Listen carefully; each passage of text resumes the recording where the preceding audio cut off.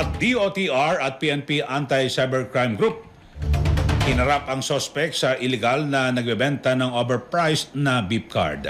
Umabante sa balita si Abante reporter Just Ignacio.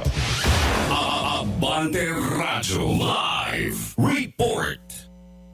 Eli, hinarap ng Department of Transportation at PNP Anti-Cybercrime Group ang suspect na illegal na nagbebenta ng mas mahal na beep cards sa mga online platforms.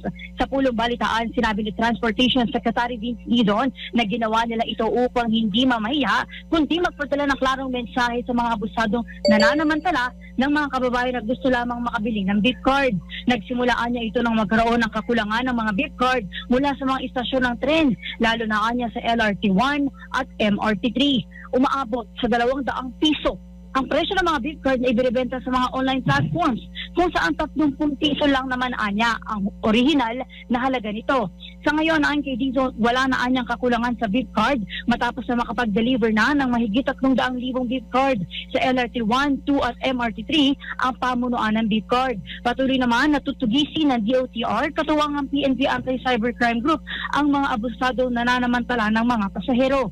Sinabi rin ng kalihim na susulat sila sa mga online shopping platforms upang ipasara ang mga site na nagbebenta ng mataas na presyo ng mga nasabing card. Ito si Just Ignacio Abante. Abante Radyo Balita sa tanghali.